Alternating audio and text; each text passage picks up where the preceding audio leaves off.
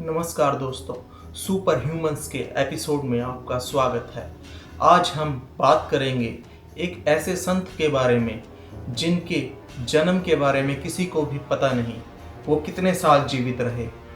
जी हाँ, ऐसे ही एक संत हैं देवराहा बाबा, जिन योगी संत का किसी को नहीं पता उन्होंने कब जन्म लिया था।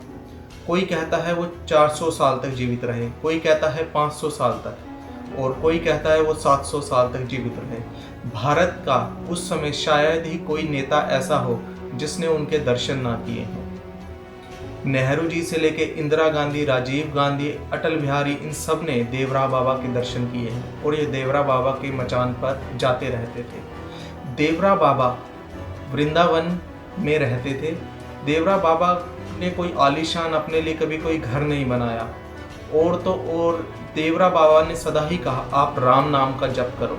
राम नाम के जप से सारे के सारे तुम्हारे बिगड़े हुए काम भी बनने लगेंगे और तुम्हारे जितने भी ग्रह खराब होंगे वो अपने आप ठीक हो जाएंगे। देवराहा बाबा ने सदा ही राम नाम की महिमा का गुणगान किया। देवराहा बाबा एक ऐसे संत थे जिन पे उस समय भारत का शायद ही कोई संत हो जिन्होंने उनके दर्शन न किए हो। यहाँ तक कि नीम करोली बाबा भी उनके दर्शन के लिए आते थे।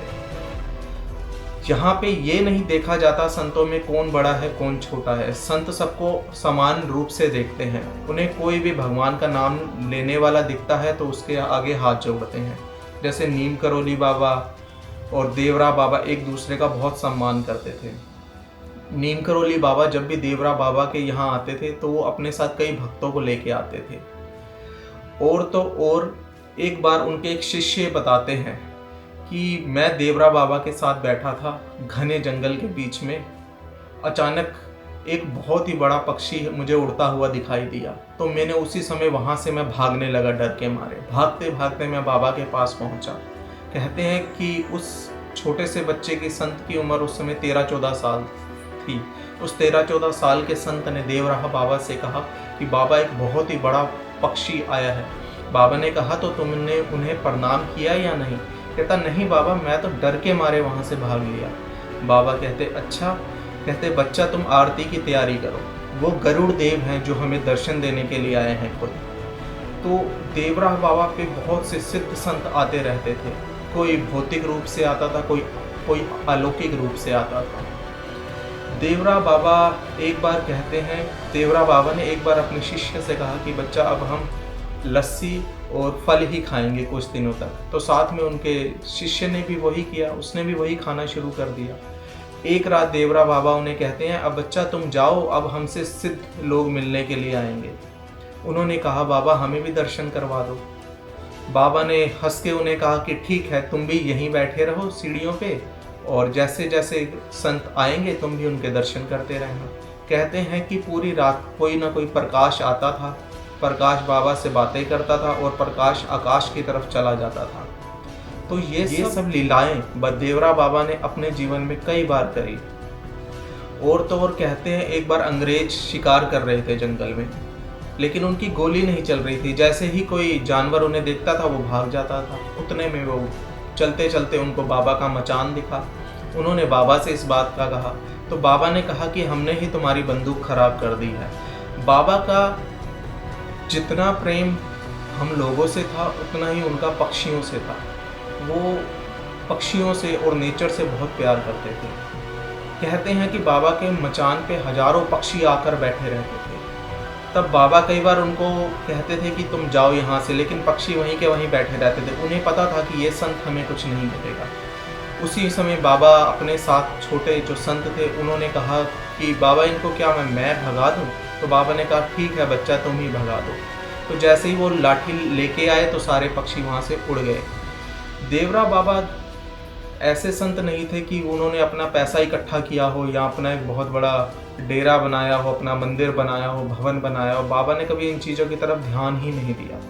कहते हैं कि संगम के तट पर जब महाकुंभ लगा था तो एक तरफ लोग संगम में स्नान करने के लिए उतनी भीड़ नहीं थी जितना देवराहा बाबा के दर्शन करने के लिए थी। कहते हैं उस समय पता नहीं कितनी 100 बोरी उनके पास धन की भर गई थी। तो उनके शिष्य ने पूछा कि बाबा इस धन का क्या करें? तो बाबा हंसे और बोले कि बच्चा, ये सारा धन यहाँ जितने भी भिखारी हैं उन सब में बांट दो। बाबा का क्योंकि धन के साथ बिल्कुल भी लगाव नहीं था, बाबा धन को एक व्यर्थ चीज मानते थे। बाबा कहते थे कि मेरी रोज उम्र एक पहर बढ़ जाती है, एक पहर यानी 3 घंटा। बाबा कहते थे मैं अपने प्राण अपने मस्तिष्क में ये ले आता हूँ, उससे ना मैं सांस लेता हूँ ना ही मेरी नाड़ियाँ चलती हैं, तो इससे मेरी उम्र कुछ ही घंटों के लिए 3 घंटे कभी बढ़ जाती है। हर रोज एक पहर ये बढ़ती ही बढ़ती है। बाबा ने बहुत सी लीलाएं की। बाबा कभी किसी को बुरा भला नहीं कहते थे। बाबा कहते थे ये दुनिया भगवान ने बनाई है, इसमें कई लोग आए हैं, कई लोग चलते जाएंगे। और एक बार किसी रिपोर्टर ने बाबा से पूछा कि बाबा आपको जन्म देने वाले माँ बाप का क्या नाम है, तो बाबा उस समय हंसे। बाबा कहते मेरा जन्म पानी से ही हुआ है, सरयू मेरी माँ है और इसी में ही मैं समा जाऊंगा एक दिन। तो बाबा पानी से आए थे और पानी में ही चले गए। बाबा ने अपने जाने से 6 महीने पहले ही शिष्यों को बता दिया था कि मैं अब छोड़ के चला जाऊंगा। तो कुछ शिष्यों ने आग्रह किया कि बाबा कुछ समय और रुक जाते।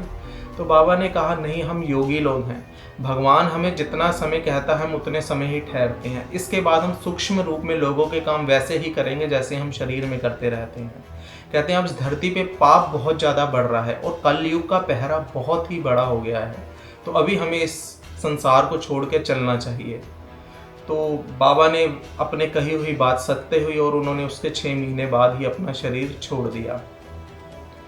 बाबा ने कितने लोग मचान पे आते थे। कहते हैं एक बार एक माता को भूत चिपक गए थे, तो वो बाबा के पास आई और उसने बाबा के सामने आके वो रोने लगी। तो कहते हैं कि उन्होंने अपने मुंह से कहा कि मैं कितने ही सालों से तुम्हारी प्रतीक्षा कर रही थी, अब मेरी मुक्ति होने से कोई नहीं रोक सकता। बाबा ने उसी समय हाथ में जल का छींटा लिया और उस पे मारे।